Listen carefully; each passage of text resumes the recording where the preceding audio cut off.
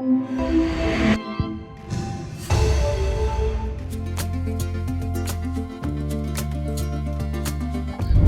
un gusto es tenerles acá esta mañana para conversar sobre publicaciones científicas, ¿no? Y en especial nuestra revista 360, las revistas de ciencias de gestión, que tenemos mucha ilusión de haberla desarrollado. Acá está el profesor Jean-Pierre Seclin, que fue el director anterior. Agradecemos muchísimo porque ha llevado todos esos 8 números, ¿no? Avanzando en la producción del conocimiento y la reflexión de lo que son las tendencias de la investigación y gestión.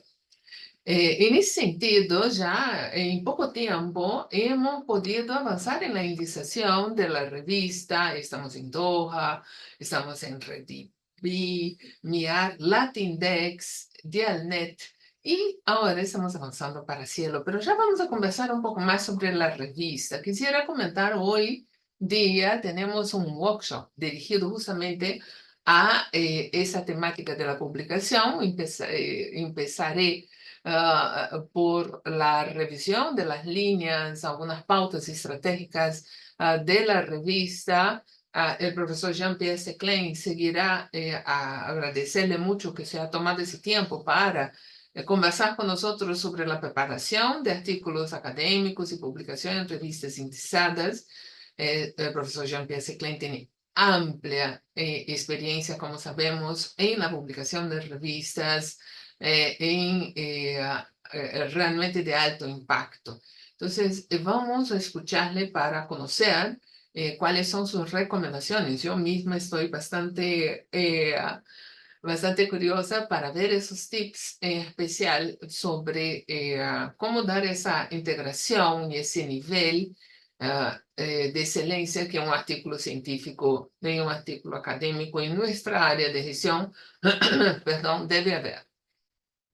Tenemos también con nosotros hoy día al doctor Bruno Américo, también del comité editorial de la revista 360, y nos va a comentar sobre la perspectiva o la metodología desde un enfoque cualitativo.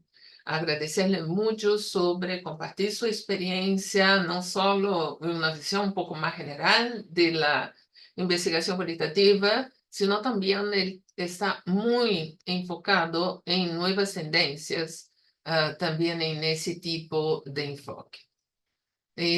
Además, a continuación, el doctor Mario Pasco nos comentará sobre los elementos básicos que debemos tener en consideración sobre la ética en la investigación, ¿verdad? En ese punto tenemos el privilegio de, además de ser de nuestro comité editorial, es el presidente de la Comisión de Ética de la universidad y agradecemos muchísimo que se tome su tiempo para compartir con nosotros sus enseñanzas. Finalmente, pues la importancia de tener una interacción con todos para ver cuáles son sus perspectivas, cuáles son las temáticas, cómo podemos ayudarles para lograr su artículo científico, ¿no? Con una perspectiva académica de investigación y gestión. Muy bien, sin más, damos inicio entonces al workshop, donde para conversar, en primer lugar, las características de nuestra querida revista 360, Revistas de Ciencias de la Gestión. Bueno, en primer lugar, resaltar el carácter de la revista, el carácter académico de publicación de resultados de investigaciones, ¿verdad? Con lo cual requiere, pues, tener una estructura de una introducción, de una metodología que se vincula a un marco teórico bien trazado, ¿no? Una introducción, un marco teórico, una metodología clara de investigación que nos lleve hallazgos, conclusiones y recomendaciones. Entonces, siempre hay una secuencia básica y lo vamos a ver, vamos a detallarlo con el profesor Jean-Pierre Seclin. ¿Podría regresar, por favor? Sí. Es importante entender que la revista, aunque hayamos hecho esa convocatoria hasta el 31 de julio para ver las publicaciones, para poder sacarlas en noviembre, octubre, noviembre, la idea es a trabajarlo de manera continua. O sea, si ustedes ya tienen sus publicaciones, ya pueden enviar para la revista. Les vamos a dar en el chat el enlace justamente para la presentación de sus papers en la revista. Recibe contribuciones de autores tanto nacionales como internacionales en los idiomas de inglés y español. Ahora sí, la pertinencia del artículo se evalúa en términos de cuál es su vínculo con las ciencias de la gestión, ¿verdad? Es una revista disciplinaria, entonces también los artículos deben tener una perspectiva organizacional, debemos verificar cómo se ha tratado la generación de valor, bueno, los elementos que componen nuestra área de conocimiento y en distintas esferas organizacionales, empresariales, públicas y social, como nos caracteriza nuestra comunidad del Departamento Académico de Ciencias de la Gestión de la PUC, jefe de departamento justamente el profesor Jean-Pierre. Las áreas funcionales con las cuales nos vinculamos es la gestión estratégica, la parte financiera, ¿verdad? También la gestión a nivel de logística, operativa, de marketing y de gestión de personas. Entonces, son muchas áreas de conocimiento y su intersección con también áreas y visiones interdisciplinarias, pero siempre teniendo algún pie en un área funcional de gestión. Se busca trascender no solo las ciencias de la gestión, sino justamente tener ese carácter interdisciplinario que nos permita tener una visión ya en la frontera del conocimiento, donde la transdisciplinariedad es tan relevante. Distintos enfoques, herramientas, justamente buscamos ver la frontera del conocimiento en esos nuevos enfoques, herramientas para entender la realidad de gestión, con miras justamente a promover esa transformación para generación de más valor en las organizaciones, en especial mirando a los stakeholders involucrados. Entonces, esa visión nos lleva a buscar aproximaciones integradoras, ¿verdad? Que traten temas de actualidad. En ese sentido, me parece que la visión de disciplinaria, pero también con una perspectiva transdisciplinaria, una visión de la frontera del conocimiento, es nuestro eje de nuestro comité editorial. Como ya habíamos comentado, estamos indizados y avanzando en la indización de la revista a partir de la continuidad que estamos logrando para avanzar en los requisitos y los criterios. Y para ello es muy importante el trabajo de nuestro comité editorial, ¿verdad? Eh, a continuación, justamente, tenemos la diapositiva del comité editorial, que está compuesto por mí como directora de la revista, el doctor Bruno Américo, el doctor Mario Pasco y el doctor Berlan Rodríguez, ¿no? Y el asistente editorial Rosemary Cárdenas. Somos un equipo que estamos muy atentos a las solicitudes de nuestras comunidades y del entorno de la revista para responder a sus consultas.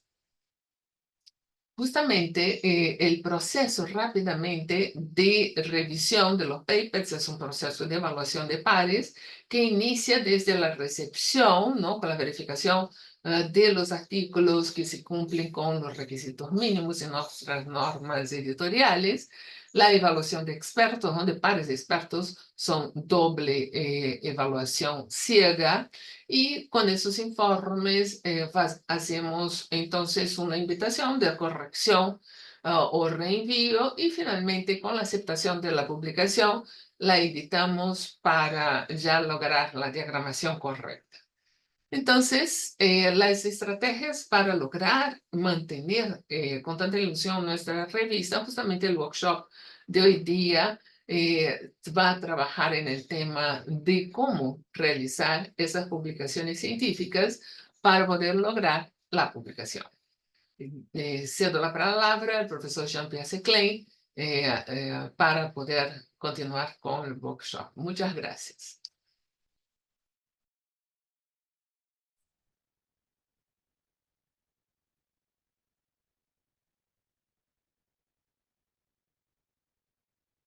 Muy bien, muchas gracias, Marta. Sí, se me escucha, ¿verdad? Sí, perfectamente. Muy bien, gracias. Una vez más, considero que estos espacios de workshop son importantes porque de una forma u otra nos permiten conocer un poquito más de experiencias de aquellos que hemos pasado digamos, por procesos de investigación que de una forma u otra nos han ido moldeando como profesionales de lo que es el ámbito, el mundo académico, ¿no? Tanto como investigación como publicación. Entonces, yo en verdad agradezco que me hayan invitado para poder compartir esta experiencia que he tenido yo en mis últimos 10 años sobre esta temática de investigación y publicación. Entonces, la siguiente, por favor. Bueno, no, la presentación. Entonces, la siguiente, por favor. Entonces, esto, un poco para resumir lo que Marta nos ha comentado, como pueden apreciar, básicamente, desde ya últimos 5 años, hace 5 años, me he venido focalizando en publicaciones de alto impacto porque ya, digamos, considero que he logrado un umbral de experiencia que me permite hacer esto de una forma un poco más dinámica. Hasta antes hace 7, 8 años, por ejemplo, ahora lo vamos a ver, realmente era muy complicado para mí publicar. La producción que tenía era más o menos un artículo al año y esto es, o sea, era muy exiguo, ¿no? Pero ahora más o menos estoy enviando entre unos 8 o 9 papers al año y se publican 4 o 5, que es el promedio normal, lo que se suele demorar en las revistas en el proceso de revisión. Pero más allá de ello, la pregunta es, ¿y cómo así he llegado hasta aquí? ¿No? Entonces, eso es un poco lo que quiero a ustedes compartirle, esa experiencia. Cómo, en mi caso, cómo hice. Por supuesto, esta no es una receta universal, pero sí, por lo menos, que ustedes sepan que hay otras formas de hacer investigación y también publicación. Que en muchos casos, conversando con colegas internacionales, coincidimos con unos con otros, ¿no? Pero cada quien le da pues, su manera, su trayectoria personal. Bien, la siguiente, por favor. Bueno, aquí les he hecho un breve resumen, los últimos 10 años, un poco más inclusive, casi 20 años, de cómo así he llegado hasta aquí, ¿no? Me acuerdo que una de las primeras veces que empecé a leer ya seriamente temas de artículos científicos, allá por el 2004, cuando empezaba mi MBA, y comencé a entender perspectivas que sinceramente no tenía claro, ¿no? Y ya con el trabajo de investigación que hice para la maestría, pues en esa dinámica fue donde realmente nació fue ese punto de inicio y que me enganchó con el tema de la investigación, ¿no? Entonces, bueno, hasta ahí era algo muy básico, porque, bueno, hay que hacer un trabajo de maestría, ¿no es cierto? Inclusive saqué un par de artículos publicados en revistas que no eran indexadas, pero bueno, ya tenía una pequeña experiencia que, por cierto, no tenía ni idea de cómo hacer eso y además con muchos errores, porque en realidad pues, nadie te enseña a hacer este tipo de cuestiones de cómo publicar, ¿no? Entonces, con el camino he ido aprendiendo justamente de que hay una serie de normativas que cumplir, ciertas reglas tácitas también que cumplir, que, insisto, nadie me lo enseñó en su momento, ¿no?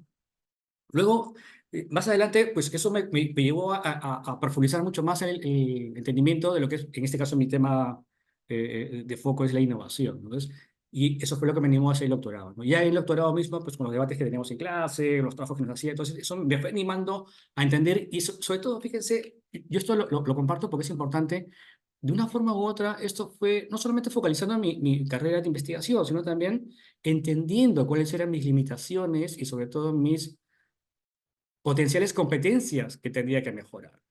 Entonces, tuve la suerte de tener una beca que me permitió estar haciendo mi doctorado full time y ahí sí fue donde realmente considero yo que fue un punto de quiebre donde me integré a grupos de investigación. Empecé como todos, como asistente de investigación, apoyaba a los grupos de investigación, aprendía cómo se hacían las investigaciones y además también, a su vez, empecé a dar clases. Entonces, combinaba algo de docencia con investigación. El tema está que en todo ese momento, y ya para no aburrirlos, he ido pasando por diversas experiencias, también estancias de investigación, como pueden apreciar, pero el tema está de que básicamente todo en esa década de 2005 al 2015 más o menos, me dediqué a fortalecer mis competencias de investigación. De hecho, mi perfil es de investigador, porque me he formado en eso, ¿no?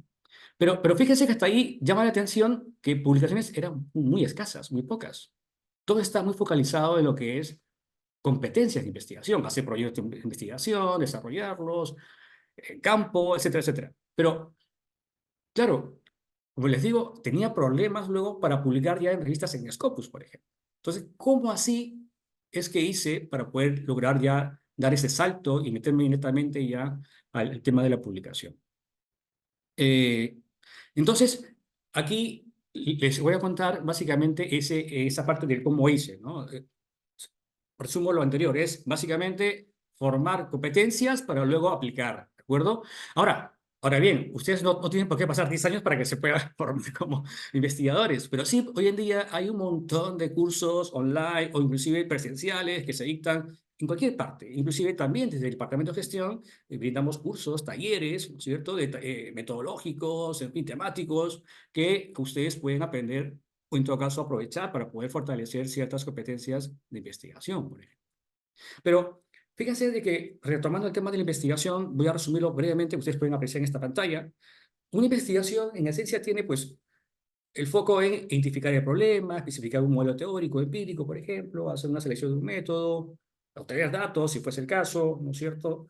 Luego, pues, analizarlos, en fin, escribir los resultados, identificar implicaciones y, bueno, escribir básicamente el documento. Pero, si bien es cierto, este es un proceso muy extenso, ¿no es cierto? La siguiente, por favor. Esto nos lleva a resumirlo de la siguiente forma. Pues investigar básicamente es identificar un problema, hacer un análisis y, por supuesto, generar conclusiones. Pero la pregunta es, ya, ¿pero eso es publicar? Pues permítanme decirles que no. Porque cuando se habla de publicar, básicamente estamos haciendo mención a que es la redacción. ¿De qué? De nuestra investigación.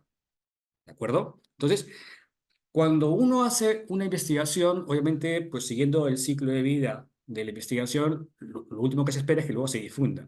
Entonces, también hay que tener competencias y capacidades para poder lograr redactar esa investigación en formato de manuscrito. Porque no es lo mismo hacer un informe de cierre de un proyecto que hacer un manuscrito para enviarlo a una revista. ¿De acuerdo? Entonces, fíjense que parece que es lo mismo, pero no, es que no lo es. Y si vamos hacia adelante, la pregunta que nos salta es, bueno, pero ¿por qué siempre o casi siempre nos rechazan los manuscritos? Es decir, los papers. ¿Por qué? Porque básicamente en muchos casos no conocemos bien el proceso de publicación. Y además, como hace un momento mencioné, pues nadie o casi nadie nos ha enseñado este proceso. Hoy en día, felizmente, que hay un montón de foros, vamos a conferencias, vamos a workshops, y ya nos están dando luces, pistas de cómo hacerlo, ¿no? Menos mal que hoy en día tenemos esos alcances. Pero eh, la cuestión es que con en este momento les voy a intentar clarificar cuál es la diferencia o cómo se complementa, mejor dicho, la investigación y la publicación, que pueden ser dos caras de la misma moneda. Por ejemplo, cuando hablamos de investigar, estamos muy focalizados en ese propósito que es descubrir y entender justamente un determinado fenómeno de estudio en el cual, pues sí, hay que explicar un problema, hacer el análisis y, por supuesto, arribar a unas conclusiones. En el caso de la publicación, el foco o el propósito más bien aquí es explicar y convencer. ¿Qué cosa? Pues justamente ese manuscrito que es redactado. ¿De acuerdo? Entonces, bajo esta perspectiva, vemos que hay que tener en cuenta que hay cierta diferencia.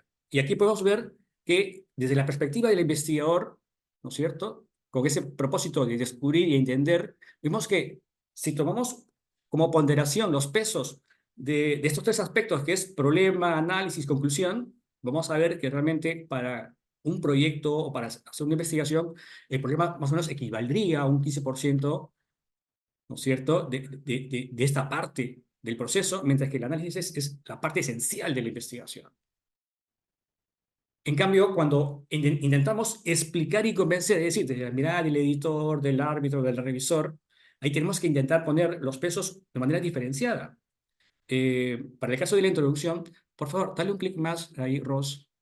Ahí, correcto. Para la introducción tenemos más o menos que un 60% equivaldría la importancia que le da o la valoración que le dan los editores o los revisores a ese documento, a esa redacción. ¿Por qué la introducción y no el análisis y la conclusión? Porque justamente, fíjense ustedes, hay revistas que reciben al año entre 1.000 y 2.000 artículos y es una cantidad enorme. Entonces, claro, fíjense ustedes si se va a poner a leer todo el artículo, o sea, todos los artículos que les llegan, pues es algo inviable que no les va a dar tiempo para hacer todo ello. Entonces, ¿qué es lo que se hace? Normalmente, y eso les comento como editor que soy también en revistas indizadas internacionales, es lo primero que nos centramos es en leer la introducción. Y si esa introducción no está bien clara y no te convence, pues simplemente le das un desk reject que, bueno, pues no permite avanzar en este proceso de publicación. Entonces, muchas veces muchos colegas, investigadores, no le dan la debida importancia a la introducción del manuscrito, del paper, bueno, pues lo dejan como un pequeño resumen, un abstract de lo que es digamos, el artículo, ¿no? Pero ese es uno de los errores que ya luego más adelante les vamos a explicar qué es lo que debemos evitar. Y entonces, dale para atrás, por favor, Ross.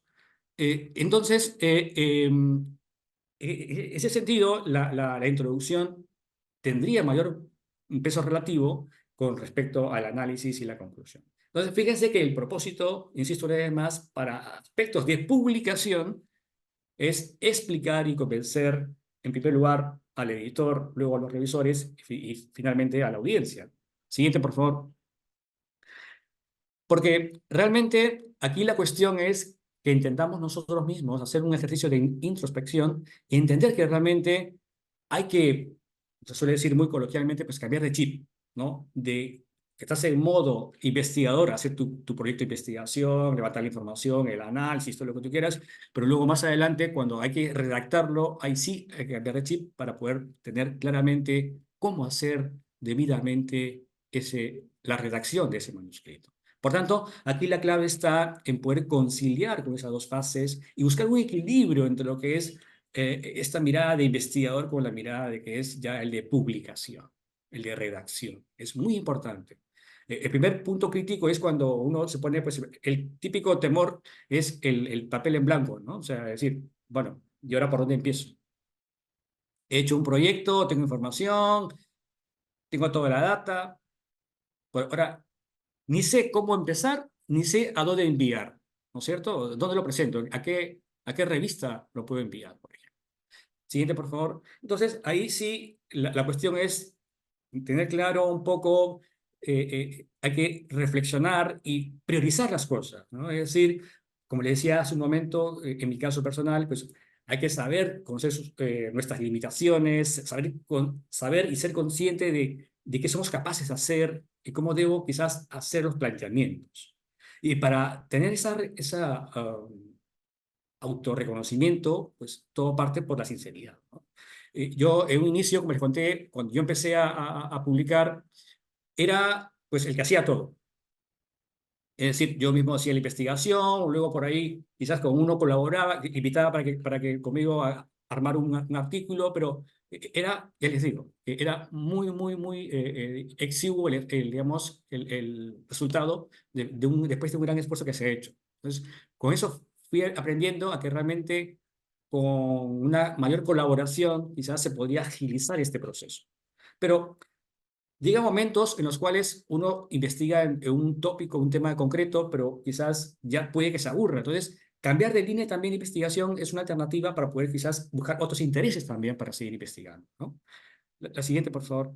Pero fíjense que la clave del todo es, y ya con esto voy a partes más operativas, tips más operativos, es que cuando uno tiene mucha información a partir de proyectos, insumos que tengan disponibles o de encuestas que hay disponibles en la base de datos de, por ejemplo, en el INEI, en el caso del Perú, por ejemplo, o el Banco Mundial, por ejemplo. Bueno, pues hay data, hay información, pero ¿por qué no la explotamos debidamente?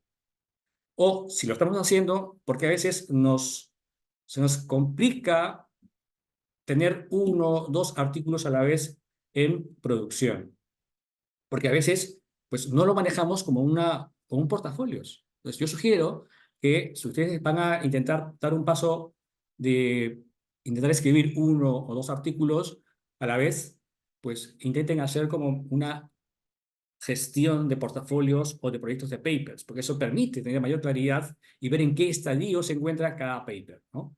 Siguiente, por favor. Por ejemplo, fíjense aquí, este es un poquito lo que yo manejo, ese es un tip que si desean lo pueden tomar, es que yo manejo básicamente mi portafolio de esta forma, ¿no? Este es este año 2024, por ejemplo. Bueno, como ustedes bien saben, bueno, pues digamos, las fases de avance de las investigaciones, bueno, son casi, digamos, estandarizadas en términos que hay un momento de que uno va ideando una propuesta, luego, pues una vez que ya tienes más claro el asunto, uno va preparando, desarrollando el paper, y luego, pues, bajo ciertas condiciones, se envía el paper y puede ser que ya esté en proceso de revisión y finalmente pues ya se acepte y esté en edición o casi para publicación. Entonces, tomando básicamente este pequeño ejemplo, entonces lo que yo hago es un poco organizo bajo esta secuencia, lo que yo organizo es un poco todos mis papers, ¿no? Por ejemplo, aquí he elegido 3 papers que este año hemos estado trabajando con mis colegas. Por ejemplo, tenemos aquí al inicio, tenemos ideación, entre enero y abril tenía ahí 3 papers que pues son solamente las palabras clave porque son títulos un poco más extensos, pero bueno, y que entre ese primer trimestre del año hemos estado pues trabajando en ver cómo plantear esas propuestas, inclusive hemos avanzado un poco más y hemos ya desarrollado, hemos estado escribiendo el paper. Y de hecho, a partir de mayo más o menos se enviaron los 3 artículos. Bueno, con una diferencia de 2, 3 semanas, pero más o menos por ahí. Entre mayo y agosto ya hemos enviado los artículos y ahora están en revisión. ¿De acuerdo? Por ejemplo, el artículo 1 y 2 están en la primera ronda, el artículo 3 está en la segunda ronda, ¿no es cierto? Pero bueno, en fin. La cuestión es que yo aquí tengo pues como digamos, este es un tablero de control que ya veo más o menos en qué fase se encuentra cada paper. Y esto me permite tener claridad. Pero, por ejemplo, dale un clic, por favor, esto, Ross. Aparte de esto, también yo tengo en mi portafolio, tengo aquí otros 2 papers más, que es el 4 y el 5, por ejemplo, ¿no?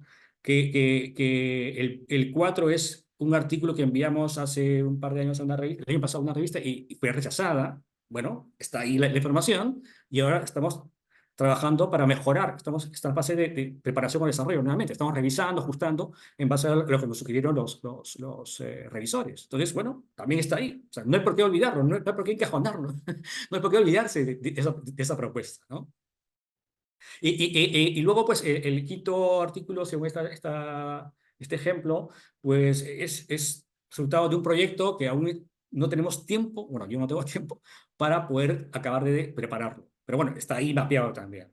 Y luego, claro, ya finalmente tenemos aquí otros artículos 6 y 7, por ejemplo, que ya están en la fase, ya han sido aceptados, ya están en edición y ya, de hecho, ya se están publicando. Hay uno que ya salió hace poco publicado online. Entonces, bueno, entonces así yo voy mapeando un poco, yo voy programando en el año, pues en qué momentos, esto es difícil, pero más o menos voy viendo en qué momentos le dedico qué tipo de esfuerzo en qué y a qué tipo de papers.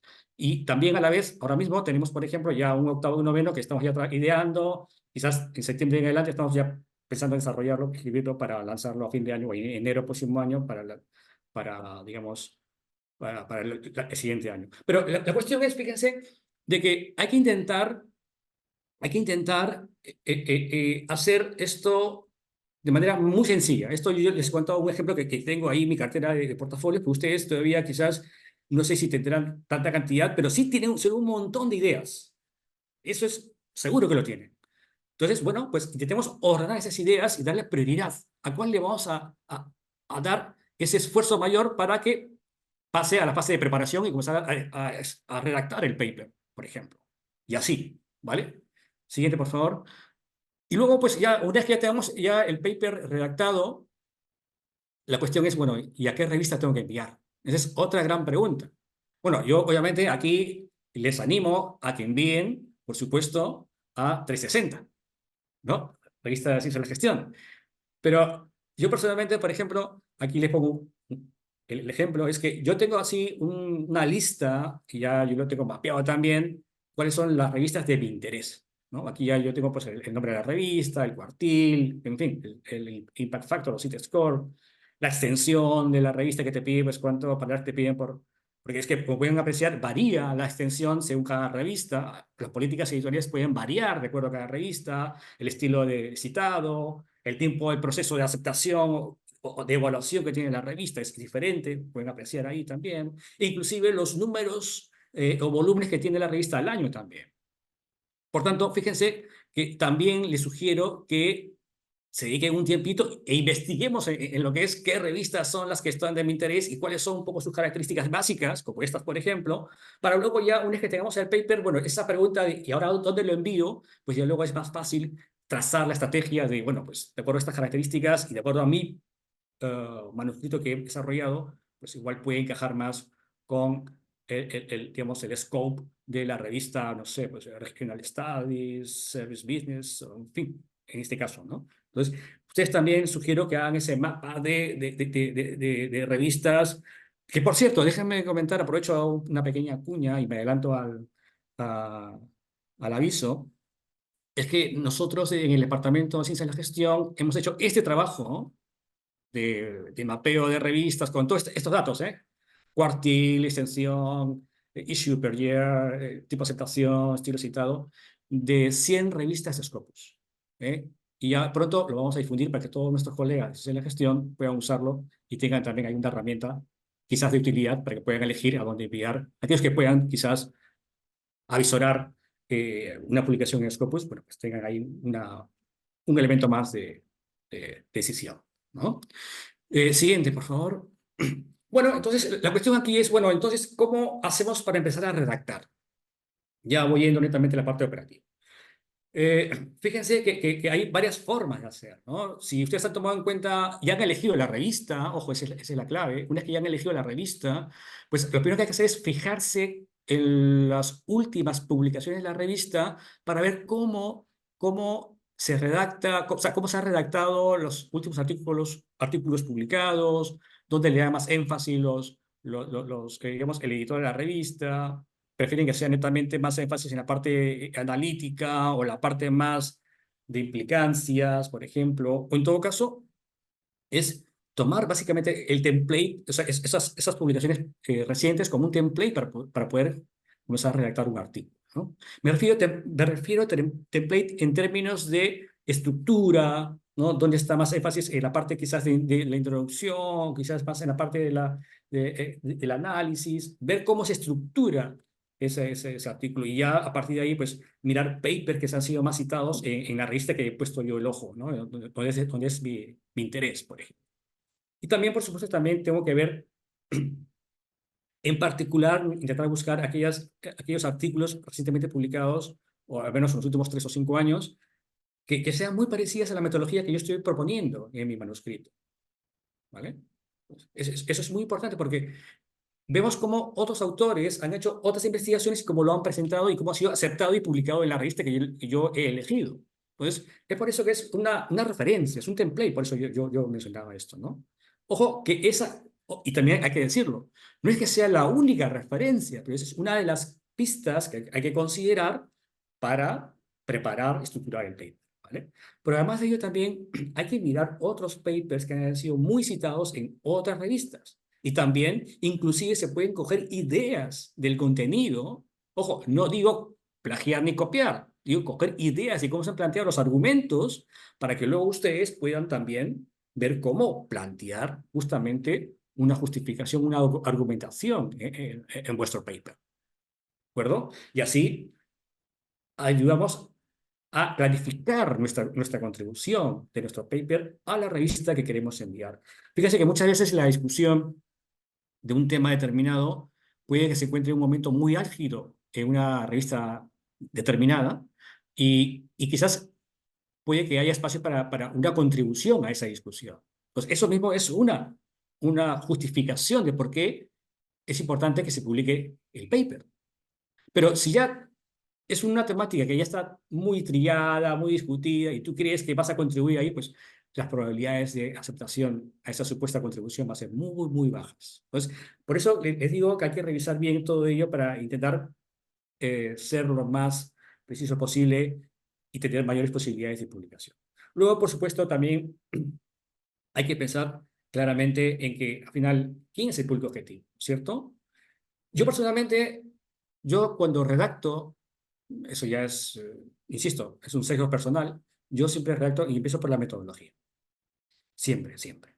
Pero bueno, hay momentos donde he sido segundo autor o tercer autor, pues ya mi rol básicamente tiene que ver con otro tipo de contribuciones. Ya, el colega que va como primer autor, él ya se encarga de la metodología, yo me encargo ya más poco del análisis, en fin. Pero yo cuando lidero el artículo suelo siempre empezar por la metodología, porque, insisto, dentro de mi esquema mental es más fácil ver cómo hacer el planteamiento y luego la narrativa del documento, ¿no? Bueno, finalmente, fíjense que lo que les decía hace un momento, la introducción hay que dejarlo para el final. ¿Por qué? Porque es ahí donde vamos a rematar justamente toda la propuesta de valor del documento que estamos redactando, que vamos a hacer. ¿Vale? Siguiente, por favor. Entonces, ¿cómo empezamos? Bueno, pues ahí, como les decía, hay que tener bien claro quién es la audiencia, ¿no? El editor de la revista, quiénes son más o menos el perfil de los revisores, porque hay revistas que te ponen ahí toda la lista de los revisores. Y vas por áreas temáticas. Entonces, tú sabes que sí o sí te tocará un artículo de marketing, a saber quiénes son los revisores de marketing, son X, Y y Z colegas. Entonces, más o menos por ahí te puede tocar a uno de ellos u otros quizás, porque a veces están todos tomados de tiempo y habrán otros revisores. Pero recuerden que siempre esto es revisión por pares ciegos. Así que bueno, no escribamos pensando en los revisores, sino escribamos pensando en el valor, en la contribución que tengamos nosotros para ofrecer a la revista. Entonces, aquí la cuestión es que cuando uno piensa que realmente, o sea, que la audiencia no es importante, suele cometer tres errores típicos, ¿no? El primero es que, bueno, lo que piensa que lo que es novedoso para uno, pues es novedoso para la disciplina o para la revista, cuando en realidad muchas veces eso no sucede, como ya les expliqué hace un momento, ¿no? Lo segundo es que también a veces uno suele pensar o describir un fenómeno o que describir un fenómeno únicamente o explicarlo es suficiente para publicarse. Y eso no necesariamente es así.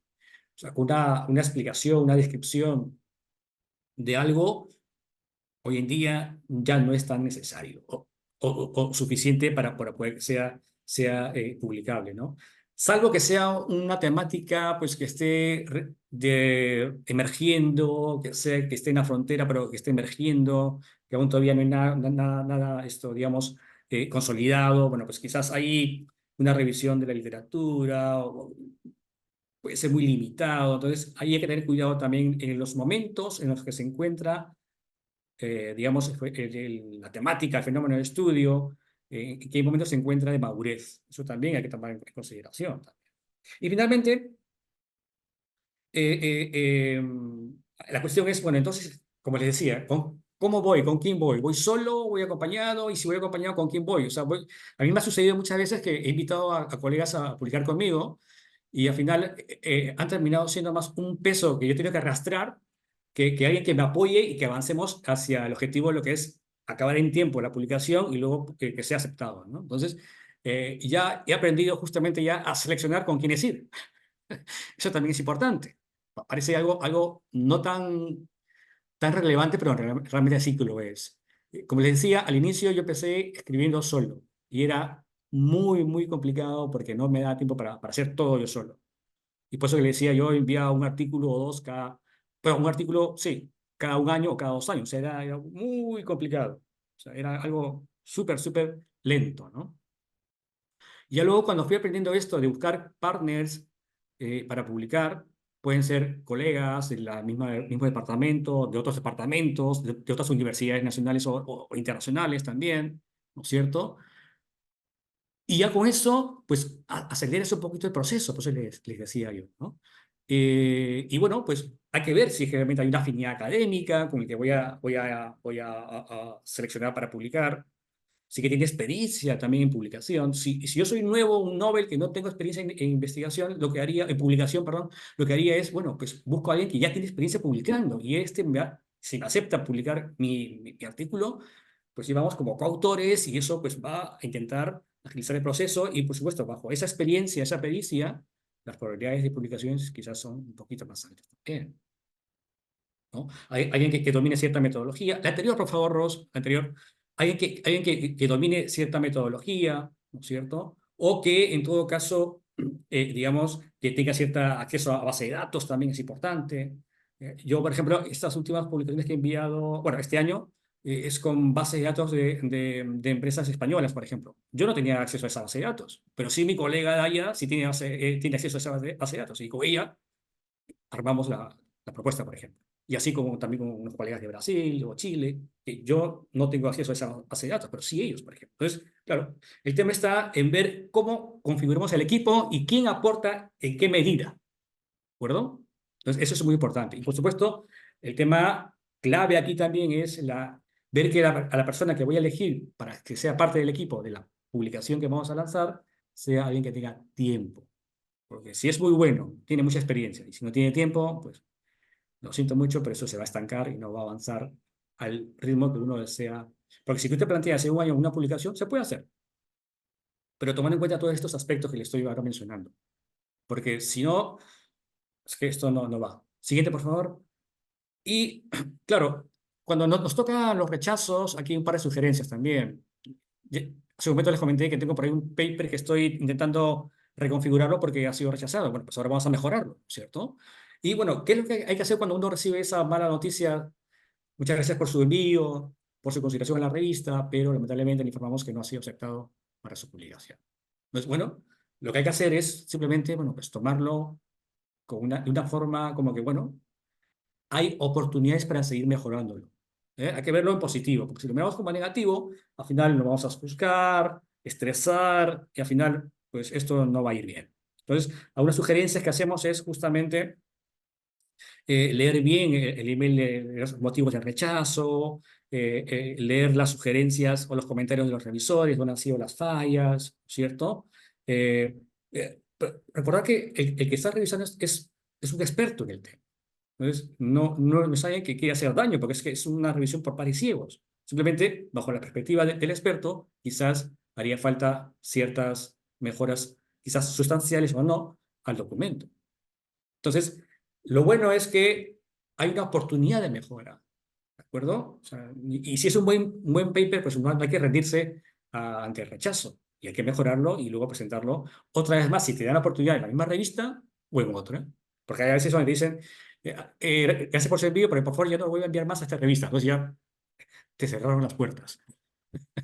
Bueno, pues en ese caso hay que buscar otras revistas que quizás estén interesadas en la propuesta, ¿no? Si es una buena investigación con unos buenos resultados, pero que al final no lo hemos sabido redactar bien y por eso nos han rechazado, bueno, pues quizás el problema está por eso en la redacción, no tanto en la investigación, sino en la redacción del documento.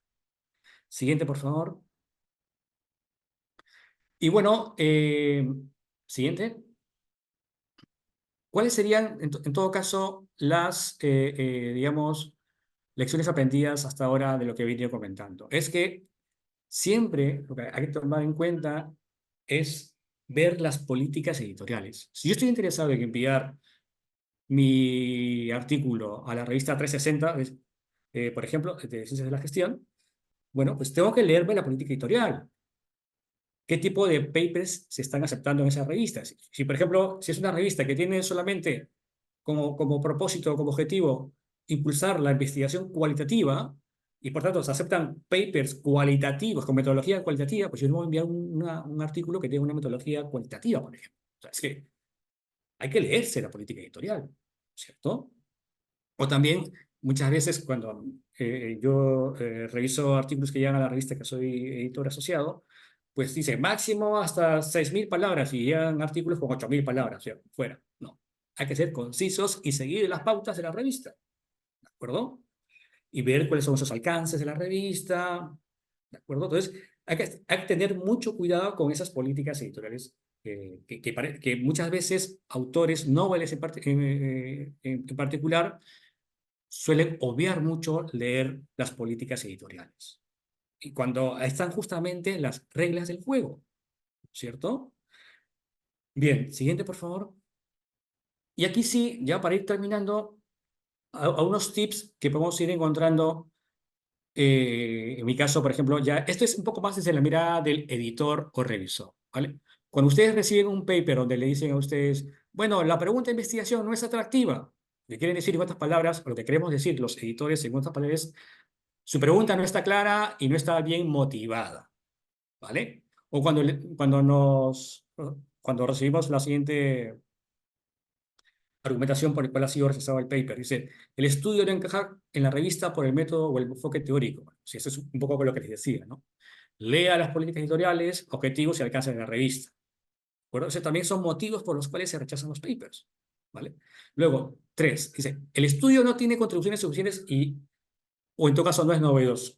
Pues lo que estamos diciendo como editores, en otras palabras, es no invente lo que ya funciona, ¿no? Es decir, sea más claro con su contribución, en otras palabras, ¿vale?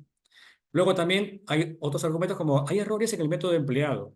Lo que queremos decir ahí con esa frase es que realmente, oiga usted, proporcione una adecuada descripción de la recopilación de datos y su análisis, por ejemplo, ¿no? Entonces, ahí hay que ser muy claros y exhaustivo la forma de describir inclusive en la metodología cómo se recogieron los datos y por qué. ¿Cuáles fueron esos criterios pues, de selección de la muestra, unidad de análisis, en fin, según sea el método que se haya empleado, ¿no?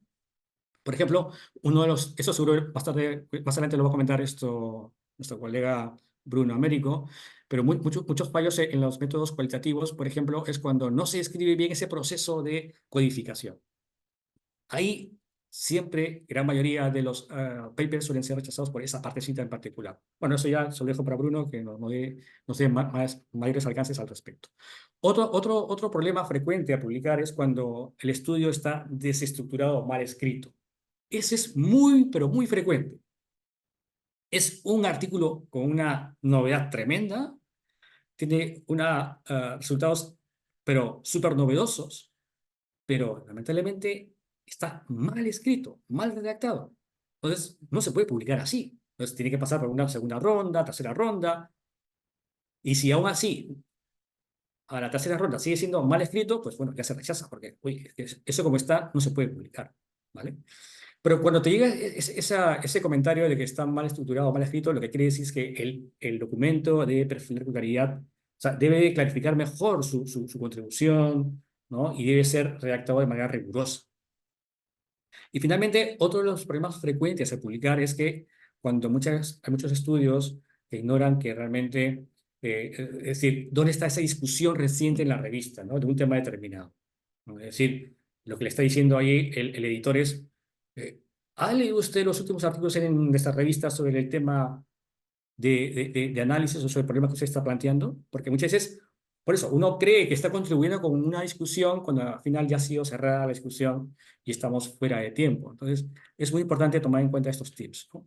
Y la siguiente, básicamente en cuanto a contenidos, allí sí, eh, rápidamente diré los siguientes también tips para evitar esos rechazos, ¿no? Es decir, hay que tener clara lo que he dicho en su momento, la temática de la revista, la introducción debe ser muy clara y explicar por qué es importante la revista, objetivos.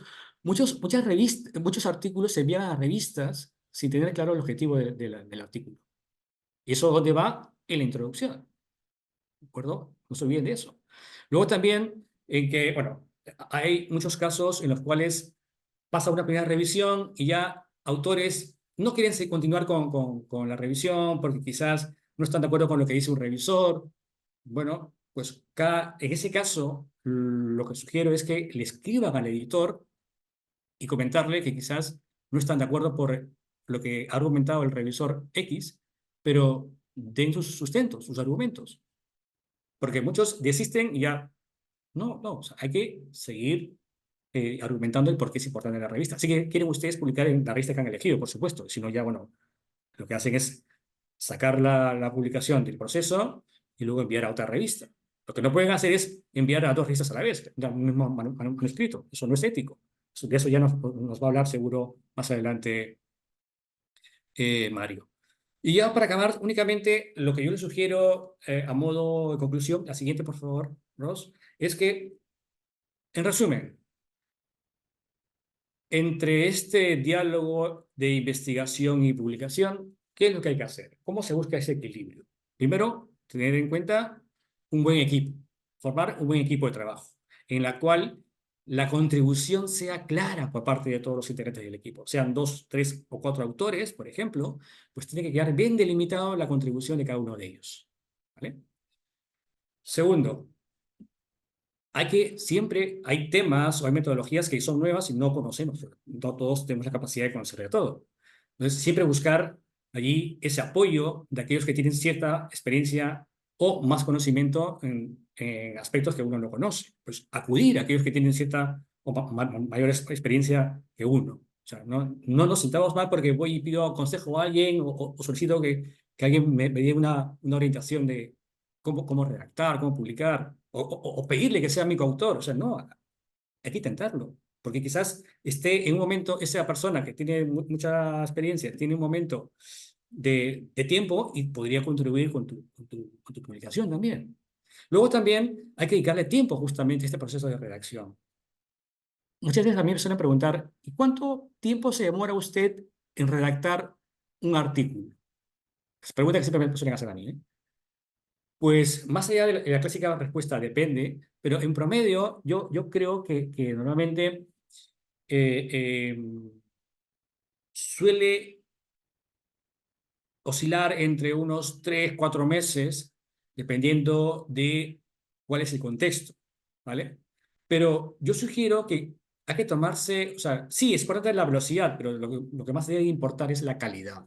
Entonces, tomarse esto con cierto sosiego para que vaya cuajando bien, vaya consolidándose poco a poco, y siempre mandar una vez que esté escrito el primer borrador final del documento, compartir con un colega que quizás puede leerlo y dar un afinamiento al documento, alguien de confianza, alguien que tenga mayor experiencia. Bueno, feedback siempre viene muy bien, ¿no? Y por supuesto, hay que estar siempre actualizados, hay que estar en todos los foros posibles para ver cuál es la discusión más actual que hay en el tema que yo estoy investigando, que estoy publicando en todo caso.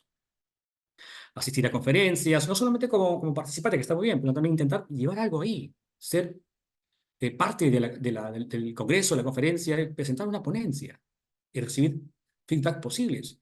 Y en las conferencias, en esos espacios, conocer a otros investigadores que están en la misma sintonía que uno en una temática determinada. Y pueden ser hasta posibles también, coautores también de futuras publicaciones. Entonces, eso es un poquito lo que yo les sugiero a ustedes y humildemente, pues, lo que les quería comentar el día de hoy. Una vez más, Marta, muchas gracias por la invitación. Sé que es muy poco tiempo, pero he intentado darle los tips vamos a decirlo, más relevantes, pero con todo gusto, pues en otro momento y para lo que quieran estoy a su disposición. Bueno, muchísimas gracias, Jean-Pierre, por esta historia que nos has contado sobre cómo desarrollar capacidades, que es un proceso, ¿no?, que tiene que ver con la formación académica de uno, mejorar esos enlaces académicos, desarrollar investigaciones y separar lo que es el resultado en sí de la investigación de la redacción, ¿no?, del artículo. Entonces, cómo hacer finalmente de cada paper un proyecto en particular y trabajar con portafolios, ¿no? Que me parece súper importante la idea de armar esa reflexión. Yo sugeriría también para aquellos que están empezando que incluyan los congresos que van a ir, ¿no?, en esa programación. Yo particularmente incluyo los congresos también, inclusive saco cuáles son las inversiones que tengo que realizar para ir a esos congresos, retroalimentar en ese tema y finalmente cuál es la expectativa que ¿no?, que ese esfuerzo salga en una revista, cuál sería, dónde estoy apuntando. Eh, entonces, trabajarlo como también elementos de desarrollo de capacidades, la asistencia a los congresos, seminarios, dando también esos elementos y esas pautas que el profesor Jean-Pierre Seclain nos ha dicho. Sobre en qué revistas publicar, claro, acá tenemos nuestra revista, ¿no? De 360 que busca ese intercambio también entre profesionales de diversas instituciones, de diversos países. Redes internacionales son muy buenas. Y entonces, cuando se va a un congreso, uno está buscando los partners, ¿no? Ahí esas alianzas son fundamentales para el desarrollo de cualquier proyecto y en el tema del proyecto del artículo académico. Ahí tenemos. Bueno, muchísimas gracias, profesora Jean-Pierre Seclain, sobre las reflexiones. Yo por lo menos aprendí mucho y agradecer también la presencia del profesor Bruno Américo, que ahora nos va a hablar sobre las investigaciones cualitativas, ¿no? Muchas gracias. Profesor Bruno Américo, sea bienvenido. Perfecto, gracias, profesora doctora Marta, muchísimas gracias por la oportunidad.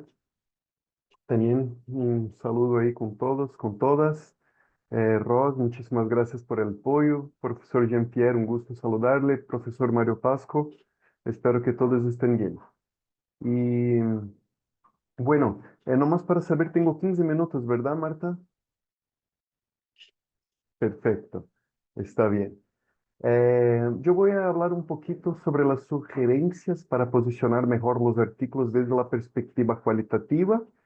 Eh, bueno, primeramente me presentar un poco. Voy a enviar ahí con todos y con todas en el chat los datos ahí. Eh, Mi nombre completo, mi formación que yo hice en la Universidad Federal do Espírito Santo, el doctorado con un período, como se llama en Brasil, Sandwich, en la University of Technology Sydney, en Australia. Hoy trabajo acá en la PUC como profesor tenure track. Aquí tienes mis datos. Y también voy a enviar algunos datos de publicaciones recientes que he hecho y con el tiempo vamos a hablar sobre esto. Básicamente, yo tengo experiencia ahí en publicaciones cualitativas en diferentes journals de nuestra área de estudios organizacionales. Por ejemplo, Organization, Management Learning, Research in the Sociology of Organizations, European Management Journal y también Administration and Society. Son todos journals de nuestro campo donde se necesita hacer una contribución teórica y práctica, y de esto voy a hablar un poco. Cómo posicionar mejor estos artículos desde la perspectiva cualitativa para que puedan lograr hacer publicaciones en 360 y también otros journals que ustedes tengan interés de hacerlo. Ross, por favor, la próxima diapositiva. Eh, en suma, voy a proveer estas sugerencias para mejorar esta calidad de posicionamiento y también ayudarles a estructurar mejor sus trabajos y evitar problemas comunes al publicar con énfasis en investigaciones cualitativas. La próxima, Ross, por favor. Una estructuración de un artículo de investigación cualitativa eh, es básicamente la misma que una cuantitativa. Tú tienes que tener, y acá esto yo saqué de la propia revista 360, tienes que tener un título y un resumen, una introducción, un marco teórico. En esta introducción, como bien dijo Jean-Pierre, es estratégico que contextualices el estudio, plantear el problema de tu investigación y justificar la relevancia. El problema de una investigación siempre puede ser teórica como práctica. A mí me encanta siempre enfocar en las dos frentes. Hay que tener en cuenta que una investigación cualitativa, usted debe siempre de tener una teoría que te ayude a llevar a cabo la investigación, un framework.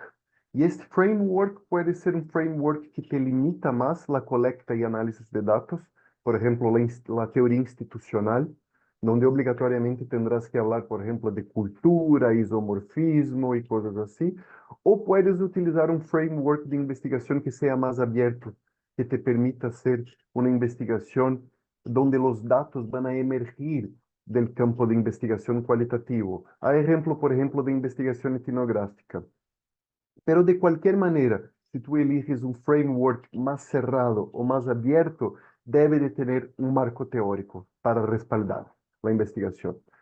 Eh, este marco teórico es básicamente utilizar la literatura que tengas disponible, sea sobre etnografía, por ejemplo, o sea sobre la teoría institucional, estos dos ejemplos que he utilizado. Y cuando vas eh, para este marco teórico, usted debe de dejar bien claro si este es un campo que es mucho investigado o poco investigado y presentar cuál es la lacuna del conocimiento que identificaste y cómo va a tratar de esto. Explicando, o sea, explicitando la naturaleza de la contribución teórica. Se basa a extender el conocimiento o rellenar un gap o presentar una mezcla de dos teorías, por ejemplo. Y así debes siempre señalar la relevancia práctica de la contribución también. O sea, voy a hacer una investigación donde con pueblos marginales, personas en calle o en un hospital psiquiátrico o un hospital público. Pero ¿cuál es la importancia de esto práctica, empírica? Es el hospital público más grande de la región que trata de contratos. ¿Cuánta gente atiende o no? Es siempre muy importante tratar de estos dos puntos, teóricos y prácticos, con la misma fuerza en la investigación cualitativa. Porque, ojo, la investigación cuantitativa en nuestro campo tiene mucha fuerza y en general se acepta muchísimo más las investigaciones cuantitativas, aunque se ha abierto mucho el campo de ciencias de la administración para la investigación cualitativa, aún así la gran parte de investigaciones que se hace es la cuantitativa, donde no necesitas muchas veces tener un cuidado tan grande como la cualitativa, porque nos demandan desde la perspectiva cualitativa justificar mucho la parte teórica como la práctica. Y es necesario tener este cuidado si escribe desde esta perspectiva. La próxima diapositiva, por favor. Y acá, en esta metodología, debes describir entonces estos métodos cualitativos válidos y confiables. Y para esto refuerzo algo que el profesor Jean-Pierre dijo. Hay que participar siempre, cuando sea posible, de las comunidades de discusión sobre el tema. Entonces voy a pegar acá para ustedes, por ejemplo, 3 comunidades de las cuales yo participo. Una es de Critical Management Studies, donde hay un montón de webinars, de encuentros online, donde tratan muchísimos temas. Si entras, por ejemplo, ahora, tiene un upcoming event, un evento que va a tener un taller sobre Doing Research Methods Differently. O sea, cómo hacer métodos de investigación de manera diferente, donde están llamando a autores para contribuir con un handbook que va a salir. Y ahí siempre sale nuevos eventos y yo participo de todos. ¿Por qué? Porque conoces mucha gente, entra a un salón, todos tienen sus cámaras prendidas, nos miramos en la cara, conoces tus pesquisas, tus investigaciones, hay un espacio después para que hables y saque tus dudas y puedes hacer un link con tu investigación y así conoce gente que conoce gente y también otras investigaciones. Este es otro que yo participo siempre, que se llama Ethnographic Atelier. Este, por ejemplo, participé, creo que hace pocas semanas, de donde fue la profesora Golden Beetle, que escribió un artículo y lo publicó en Organizational Research Methods sobre cómo hacer análisis de datos utilizando la iteratividad. O sea, ir y regresar al campo, donde ella recolectó un montón de artículos científicos aprobados y que fueron reconocidamente citados y comentados, no más artículos cualitativos y cómo hicieron para colectar y analizar datos de manera iterativa, utilizando teoría y sin utilizar teoría. Y me pareció increíble, porque ahí dice cuál fue la secuencia de análisis de datos. Primeramente hizo, por ejemplo, un in vivo coding, donde sacó del cuaderno de observación y ahí lo metió y sacó los códigos in vivo. De agrupó los códigos a través, por ejemplo, de un Excel coding y luego regresó para la literatura para entender cómo esto funciona y fue una vez más al campo. Tú puedes mirar a través de estos eventos cómo la gente que publica en journals de impacto hace su colecta y análisis de datos. Y si entras ahí vas a ver que ya tienen un montón de datos. Y creo que el último que participé en ese Ethnographic Atelier fue al respecto de Interpol, lecciones sobre acceso al campo, de los problemas que nosotros investigadores cualitativos tenemos para accesar un campo. Y yo tuve recientemente un artículo aceptado para publicación en Administration and Society sobre esto. O sea, entras en un campo y la persona no te va a recibir bien. Tú tienes acceso a determinados espacios y no a otros. ¿Cómo construir tu acceso al campo? Es un reto que tenemos como investigadores y es bueno ver cómo otros investigadores negocian esto para crecernos. Y un último evento que siempre participo y acompaño es de la división de Academy of Management, donde ellos tienen una división de Critical Management Studies y ya compartí también con el profesor Mario Pasco, que tiene interés en estos temas y es de hecho interesantísimo. Siempre tiene eventos. Aquí tiene, por ejemplo, uno que puedes ver que va a ser el lanzamiento de un libro sobre cómo hacer carreras académicas de manera diferente. La metodología es el centro. Y es interesantísimo cuando tienes algo distinto, novedoso, una literatura que nadie ha utilizado o mezclado, o un método diferente, una cartografía de controversias, un análisis de dato iterativo distinto que mezcla in vivo y Axel, conocimiento de otros artículos, citaciones, esto todo refuerza, porque de esto se trata. Nosotros no somos solos. Nuestros artículos hacen citaciones y cuanto más citaciones hacemos, tú puedes decir, no soy yo que estoy hablando. Estamos sobre, como dice Google académico, los hombros de gigantes. De esto se trata, reforzar nuestro discurso, nuestro argumento, para que sea persuasivo primeramente a los editores que te van a pasar a los revisores, porque si no, ya puedes sufrir un desk reject. Y claro, después tienen que ser los resultados de discusión, donde vas a presentar los hallazgos, pero también discutirlos a la luz de la teoría. Y concluir todo, donde vas a resumir, pero también sugerir investigaciones futuras, los límites de tu investigación y la relevancia práctica y teórica del estudio. La siguiente diapositiva, por favor. Buenas prácticas. Ya hablé muchas de ellas, pero vamos a resumirlas. Tienes que justificar su diseño cualitativo. Tiene que explicar claramente por qué se eligió un enfoque cualitativo y por qué se utiliza o no teoría, por qué se utiliza o no etnografía, o cuál es tu estrategia. Demostrar cómo este enfoque es adecuado para abordar las preguntas de investigación planteadas. Te van a preguntar esto. ¿Por qué este enfoque y no otro? Claridad en la metodología. Tienes que describir siempre de manera muy detallada los métodos utilizados y cómo colectaste y analizaste los datos, produciendo tablas que resumen la fuente de colecta primaria y secundaria, tablas sobre los interlocutores de la investigación, triangulación e informaciones siempre, incluyendo informaciones también del contexto de los participantes y el proceso como un todo de recolección de los datos. Rigor y credibilidad. Tú tienes que siempre enseñar, aunque utilices abordajes alternativas, que tu investigación es rigurosa y es cualitativa y tiene credibilidad, que los métodos son sistemáticos y transparentes. De esto se trata, de ser simétrico con tu lector, que ellos sepa exactamente lo que has hecho, cómo, cuándo. Y, como he dicho, estas técnicas de triangulación, verificación con los participantes, saturación, entre otras. La reflexividad es algo que tiene que estar presente en la investigación.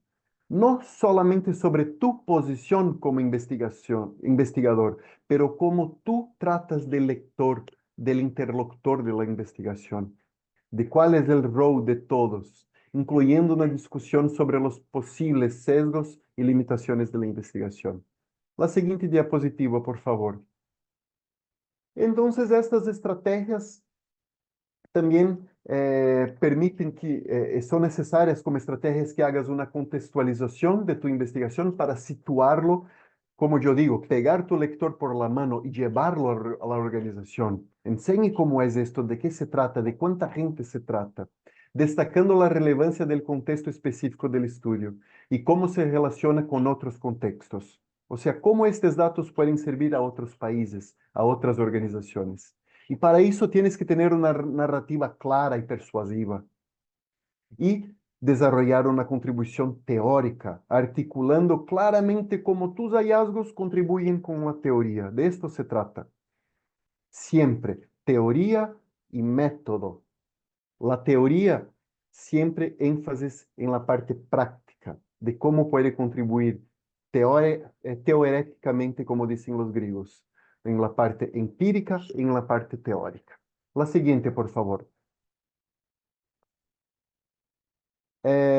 Entonces tienes que tener esta relevancia práctica, como mencioné, pero también una difusión participando en las redes que ya mencioné y ya pegué acá para que ustedes vean, y siempre utilizando los peers que ustedes tienen como contacto y ver cuáles de estos peers, de estos pares te pueden ayudar, retroalimentando o leyendo su manuscrito y revisando el mismo. Por eso aprovechen cada segundo en la universidad, los momentos que tienen en máster, doctorado o pregrado. Para esto sirven estos momentos. La siguiente, por favor, Ross. Acá tiene algunos errores comunes y cómo evitarlos. Por ejemplo, hacer una revisión parcial no justificada de la teoría. Es necesario siempre, para evitar esto, aportar claridad en la contribución teórica.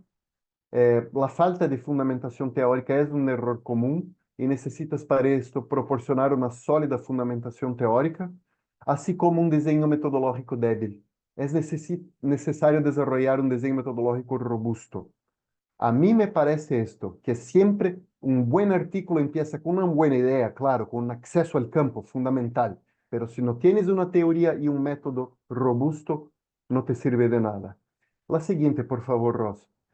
En conclusión, es necesario calidad y originalidad en la investigación, así como que ustedes participen activamente en el proceso de publicación, revisión y también de las comunidades de investigación. Como el tiempo es corto, traté de correr lo máximo posible, profesora Marta.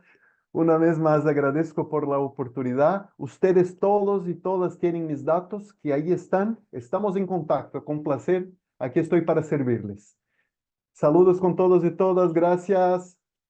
Muchísimas gracias, profesor Bruno Américo. Realmente qué experiencia, ¿no? Tips muy específicos sobre cómo lograr finalmente volver a una investigación más atractiva. Tenemos una pregunta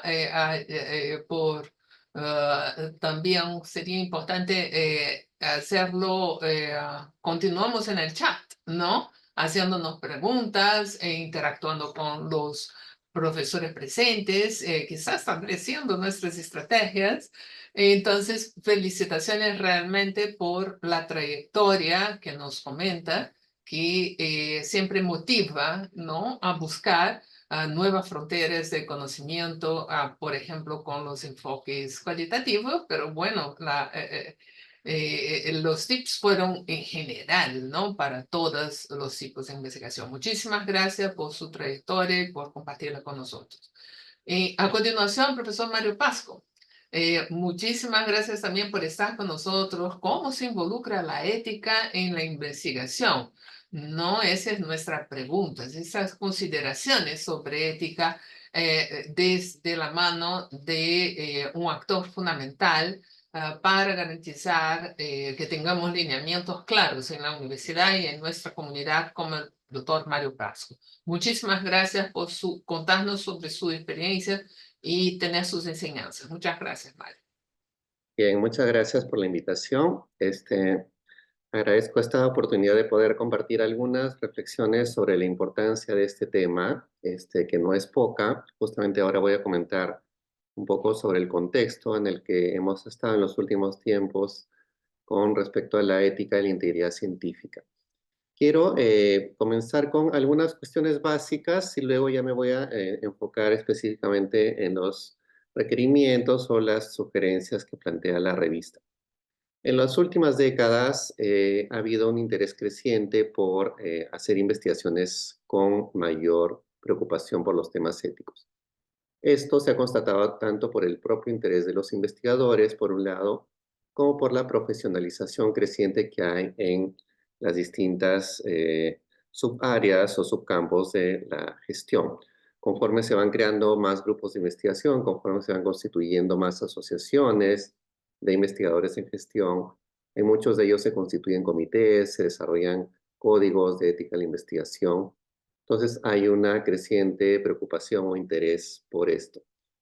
Al mismo tiempo, también hay mayores demandas por parte de la comunidad que accede al conocimiento por transparentar las formas en que éste se produce.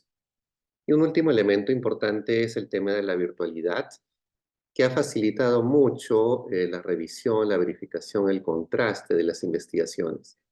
Cuando no existía la Internet, era mucho más complicado, por ejemplo, determinar si una investigación incurría en temas de plagio o incurría en manipulación de datos. Ahora, como ya todo está prácticamente disponible en forma remota, es mucho más sencillo este proceso, ¿no? Y por eso quería documentar lo siguiente. Algo que también se ha constatado en las últimas 2 décadas, en los últimos años, es que hay una serie de problemas y prácticas cada vez más frecuentes, y no solo a nivel de universidades en el sur, sino también entre las más importantes universidades del mundo. Acá he puesto algunos de los escándalos éticos más importantes de los últimos años. Están los Pizza Papers, como se los conoce en la figura del medio, y en todos estos ha habido casos de manipulación de información, de conflictos de interés, de faltas a la integridad científica. Y un ejemplo mucho más reciente, de hace unas pocas semanas, está en esta diapositiva. Todos nos hemos sorprendido por este anuncio en Wiley, que es una de las grandes organizaciones editoras a nivel global, del cierre de cerca de 20 revistas importantes y el retiro de más de 11,000 papers, ¿no? Estamos hablando de decenas de miles, fíjense ustedes, de documentos que han sido retirados porque tienen algún nivel de compromiso en el proceso de elaboración. Como dije hace un momento, este nivel de compromiso puede ver con manipulación de datos, fabricación, no reportar adecuadamente los procedimientos metodológicos, usar ideas de otros, entre muchos otros problemas. Bien, entonces el contexto es de esta creciente preocupación y de la visibilidad que se va generando sobre el tema de la ética. En el caso de nuestra revista, he copiado lo que está en la misma revista y quería resaltar algunas ideas importantes.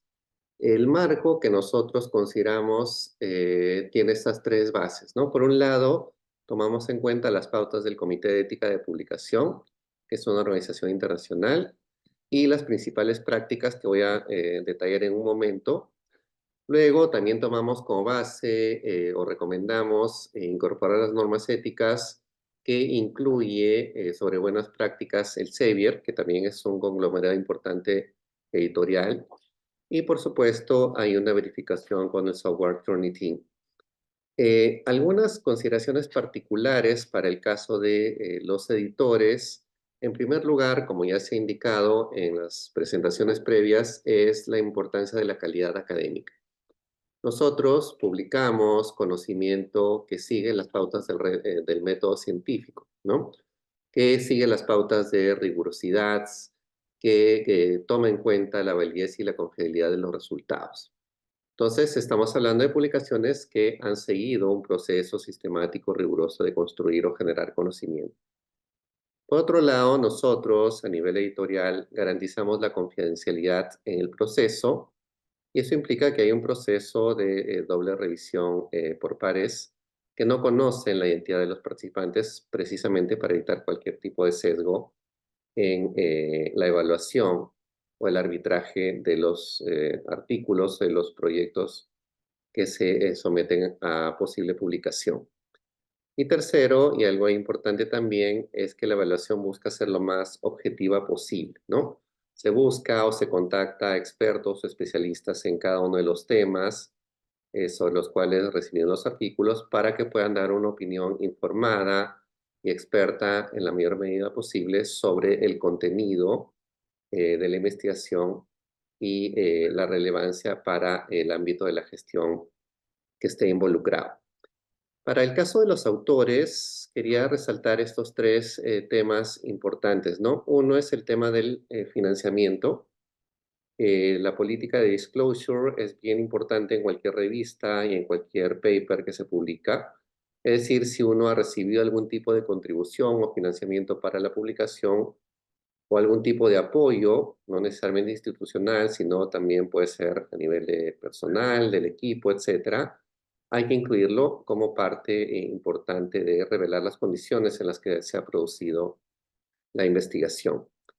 En cuanto al Turnitin, nosotros manejamos una política de 20% de similitudes o coincidencias reportadas entre el documento que se somete a consideración y lo que recoge Turnitin de la red global.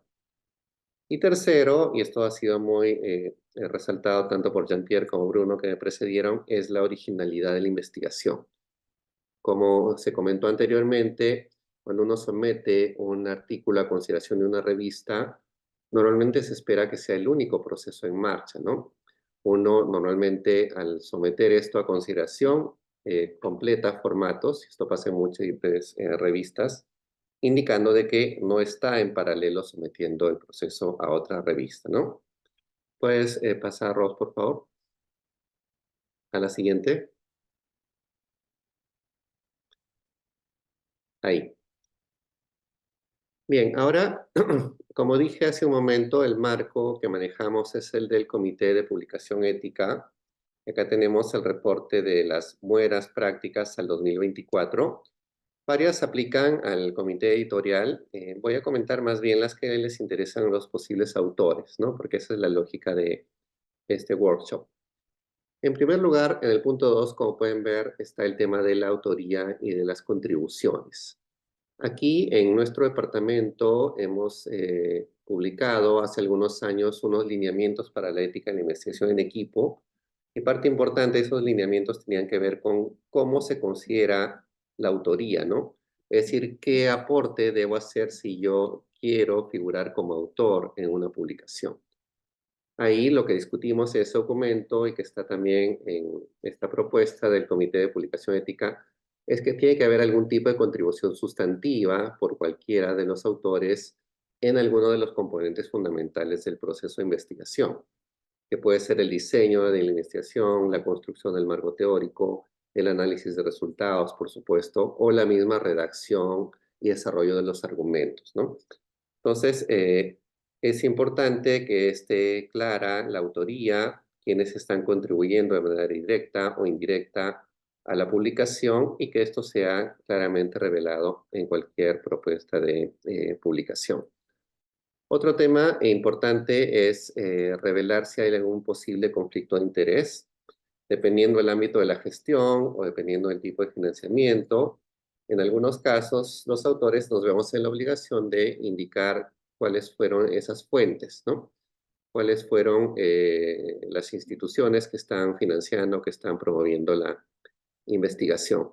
Y en el punto 6 hay una cuestión importante también que dice la supervisión ética.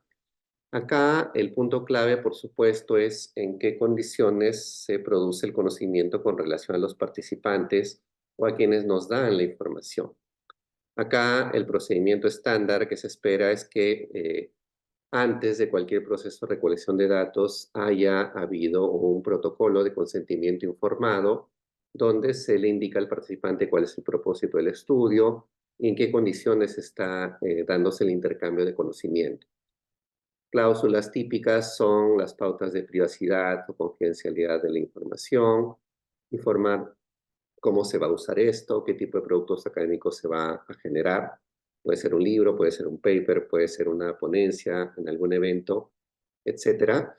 Entonces, es importante que cualquier participante que proporcione información tenga en claro ese tipo de conocimientos, ¿no? Y una práctica habitual, y esto lo vemos en el Comité de Ética también, es que sea una relación horizontal. No solo fluya la información hacia el investigador, sino que cuando el investigador concluya con la investigación, pueda devolver los resultados de alguna forma a los participantes. Puede compartirles el paper publicado, puede compartirles un resumen ejecutivo, etcétera. Hay muchas formas en que esto puede concretarse. Pasando a los otros 4 tipos de práctica. Uno importante es la propiedad intelectual y el tema de los costos. Nuestra revista no involucra ningún tipo de costo. Todo el proceso es gratuito para quienes someten a consideración sus artículos. Nuestra revista también busca que el comité editorial sea independiente y el proceso de revisión por pares, como dije hace un momento, sea transparente y abierto, ¿no? Se utiliza el arbitraje anonimizado para que los árbitros no conozcan la identidad de los participantes y puedan hacer su evaluación de manera mucho más objetiva e imparcial. Pasamos a la siguiente, Ros. El otro marco que se utiliza o que recomendamos es el marco o el conjunto de herramientas que ha puesto a disposición el Xavier para los investigadores. Acá tienen el enlace, ustedes pueden accederlo desde nuestra revista. Y esto tiene la ventaja de proporcionar un conjunto de módulos. Pasamos a la última, Ros, por favor. Muy interesantes para un aprendizaje sobre ética de la investigación, un autoaprendizaje, porque son módulos virtuales. Son sumamente interesantes de consultar. Yo quería resaltar solamente unos cuantos de ellos, ¿no? Por un lado están algunos módulos sobre el tema del plagio. Ya comenté hace un momento que nosotros pasamos por el filtro de Turnitin cualquiera de los artículos que recibimos y usamos un estándar de 20% con respecto a la originalidad general de la publicación. Aquí solamente habría que tener en cuenta la siguiente precisión. Este 20% nos mide si en conjunto, ¿no es cierto?, el documento cumple con ese requisito, pero esto es diferente de si hay algún tipo o problema de plagio, ¿no? Recuerden que el plagio puede estar presente en alguna oración o algún párrafo y no en necesariamente una proporción tan grande del paper. Cualquier frase donde no se reconoce la autoría de la fuente o se está usando una fuente sin reportarla, eso es un tema de plagio, independientemente de si es una oración o es una frase breve, ¿no? Entonces ahí hay que tener en cuenta esa diferencia. También manejamos la política de que si uno, por ejemplo, ha enviado un paper corto para una conferencia y este ha sido publicado como conference proceeding o como una sección en una de las memorias del Congreso, puede ser sometido a la revista 360 este documento, siempre y cuando haya alguna transformación importante en por lo menos el 20% del documento, ¿no? Otro de los puntos que quería resaltar es el tema de la autoría. Como dije hace un momento, cada vez hay más investigaciones que se hacen en equipo y Jean-Pierre lo comentó con mucha claridad. Esto potencia mucho la investigación, eso permite el intercambio y cruce de opiniones, eso permite apalancar mucho más conocimiento revisado, consultado o manejado por cada uno de los miembros. Entonces, como hay cada vez más investigación en equipo, es muy importante que existan acuerdos ex ante sobre la autoría, ¿no? Acuerdos típicos suelen ser quién va a figurar como primer autor, como segundo, como tercero, qué responsabilidades tienen los distintos autores, qué tipo de contribuciones van a hacer y cómo esto se va a ver reflejado finalmente en la publicación que se busca general. El último punto que quería resaltar es la importancia de tener en cuenta las publicaciones éticas. Ese es el último punto que tenemos acá. Como dije desde el inicio, cada vez hay una mayor preocupación por esto, cada vez hay un mayor interés por tomar en cuenta la integridad científica en el proceso de publicación, y cada vez las herramientas como el Turnitin o las herramientas de inteligencia artificial nos permiten verificar varios de los supuestos que estamos conversando ahora, ¿no? Si hay tema de plagio, si hay tema de originalidad, si hay tema de manipulación o fabricación de data. Entonces, la invocación y la sugerencia a todos los interesados en publicar en nuestra revista es que revisen estas pautas que tenemos nosotros o que tienen otras revistas, puedan consultar estos módulos que, como dije hace un momento, son muy versátiles, muy amigables, muy interesantes de revisar, y puedan llevar este conjunto de elementos al proceso de su investigación y, por supuesto, a los documentos que van a remitir a consideración de nuestra revista o a cualquier otra también. Termino agradeciendo nuevamente a Marta y le dejo la palabra para el cierre de la sesión. Bueno, muchísimas gracias, Mario Pasco, por esta lección, ¿no? Sobre determinados elementos tan importantes a tener en consideración, desde la idea de la publicación como la coautoría y todos los elementos vinculados a los aspectos éticos que deben ser seguidos durante un proceso de investigación y de preparación de una publicación académica, ¿no? Muchísimas gracias por las enseñanzas. Y ahora, bueno, la idea del workshop es justamente ver pautas para la publicación en la revista. Quisiera, Ros, cuéntanos, ¿a dónde buscamos entonces esas normas editoriales y dónde publicar? Buenos días. Soy Rosemary Cárdenas, la asistente editorial. En la web, justo Ale está poniendo los links para buscar las normas de autores. Está en la página de la revista 360. El primer link es para las normas de autores y el segundo link es la convocatoria para los artículos. Ahí pueden ustedes registrar sus documentos. Creo Bueno, que sería muchísimas también la ronda de preguntas. Sí, claro. Sí, bueno, entonces ya tenemos cómo hacerlo, cómo pensarlo, cómo estructurarlo, cómo tener estrategias claras para tener una calidad importante como para llegar a publicar en una revista indizada.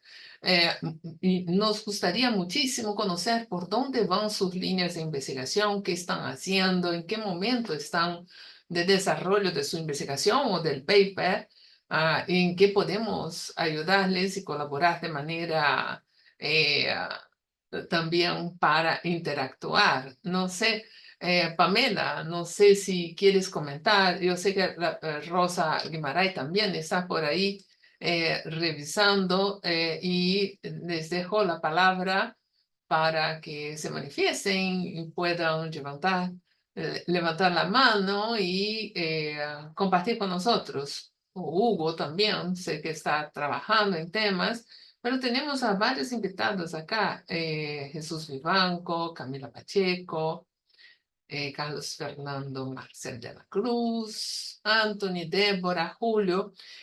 ¿Quieren compartir con nosotros cómo va su investigación?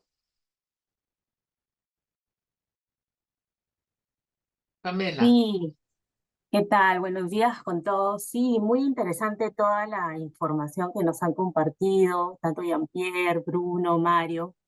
Creo que nos llevamos información muy valiosa para nuestras investigaciones.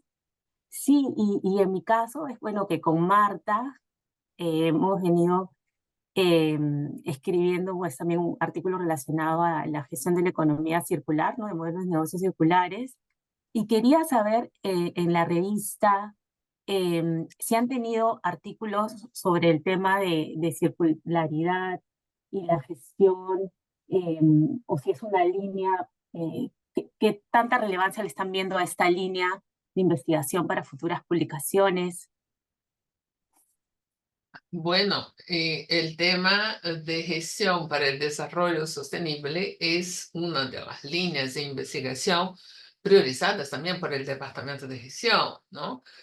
Sin duda, el tema de economía circular y dentro de cada temática tenemos la visión de los gestores, puede ver la visión de los ingenieros, de los psicólogos, ¿no? La cuestión es cómo poner esa visión desde las ciencias de la gestión. Y allí, en ese caso, la línea de investigación de Pamela es sobre modelos de negocio, ¿no? Trabaja, digamos, temas y esa temática desde una perspectiva de las organizaciones, de la generación de valor en un marco de ver esa perspectiva del gestor, ¿no? Ese es los marcos referenciales de las organizaciones pasan a ser muy relevantes. Pero ¿hacia dónde vamos con la gestión? También la interdisciplinariedad. Además, como área de conocimiento, nosotros somos la interdisciplinariedad, ¿no? Y abarcamos varios elementos de diversas disciplinas. Y en ese proceso de construcción de nuestras propias ciencias de la gestión que busca tener ese carácter, sí, más de ciencia, no, no solo de arte, yo creo que siempre tendrá una buena discusión, ¿verdad, Mario, que hemos tenido entre nosotros en nuestra comunidad?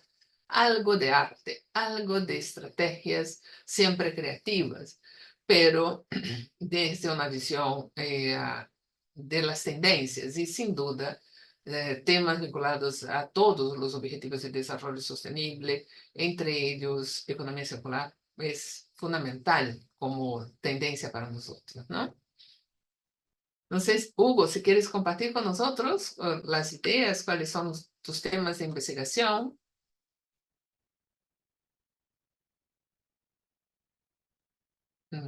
Ahí está. Bueno, no es mucho lo que puedo decir, pero estoy muy agradecido por las indicaciones. Como te expliqué, el tema que estaba trabajando era el tema de la meritocracia, ¿no? A propósito de un libro, La tiranía del mérito, ¿no? Creo que es conocido. Y bueno, espero que lo estoy ajustando a las ideas que tengo sobre la revista, pero siempre tengo que revisar los alcances, ¿no? Y enfocarlo bien desde la visión de gestión y la importancia que tiene para el debate nacional, ¿no? Sí, Puedo decir por ahora. ya, muy bien, muy bien. Acá estamos para hacer, pensar de manera conjunta, trabajar. Lo que se acuerda de lo que Jean-Pierre comentó. Escribir individualmente uno lo hace, pero la necesidad de buscar alianzas también con investigadores de nuestro entorno es muy importante, ¿verdad, Jean-Pierre? Creo que sería una recomendación para Hugo también. Ahí estamos el grupo de investigación, gestión de innovación también para colaborar contigo, pero ¿verdad, Jean-Pierre? La idea de las alianzas. Sí, sí, efectivamente. Bueno, por supuesto, es un aspecto muy, muy personal, porque cada quien tiene obviamente su espacio de confort, sus posturas, ¿no? Pero sí, si uno piensa o quiere entrar en el track de la producción, digamos, no voy a decir en serie ni en masa, pero sí un poco más dinámica, pues la colaboración viene muy bien porque facilita y agiliza el proceso. Por supuesto, tomando en cuenta todo lo que se ha comentado aquí por parte de la parte ética, la parte de contenidos que nos ha brindado, por ejemplo, Bruno. Pero sí, agilizaría un poquito ese proceso. Pero claro, también es muy, muy lícito que también uno decida ir solo, pero claro, que sepa que va un proceso más lento. Igual ese es su objetivo, ¿no? Que cada quien lo maneje, ¿no? Pero si quiere compartir, bueno, encantado que tenemos toda la comunidad, quien quiera, pues podría colaborar en un momento determinado de cualquier tipo de proyectos o publicaciones, ¿no? Eso depende de cada quien cómo lo esté enfocando, pero si tu propósito es intentar en el año trazarte un objetivo, tener una publicación en ese tiempo, pues si lo haces solo es muy difícil. Es muy difícil, ¿no? Normalmente en el departamento de gestión, por ejemplo, tenemos planes de trabajo, ¿no es cierto? Y cada quien, pues, cada profesor, cada colega puede proponer publicar un artículo de un año, por ejemplo. Bueno, sería genial, pero hay que ver también en qué estado está de avance esa investigación, esa publicación, ¿no? Que igual, si va a empezar desde cero, claro, solo puede que no lo haga. Pero si realmente va a empezar desde cero y tiene uno o dos partners más, pues igual sí llega a tiempo, ¿no? Pero sí, en fin, es elección de cada uno de nosotros. Así Gracias. es, hay que tener la elección y qué temas queremos compartir, qué temas también queremos tener esas reflexiones. José Carlos Vélez está con nosotros. Realmente agradezco muchísimo que se haya tomado el tiempo. Mire, está con artículos, 5 artículos de Entrescope, Web of Science. Cuéntanos un poco en qué temas, José Carlos. Sea bienvenido. Gracias, profesora Marta. Gracias, profesor Jean-Pierre, profesor Mario, al equipo editorial de la revista 360. Yo soy José Carlos Vélez, participé del programa doctoral del programa del consorcio.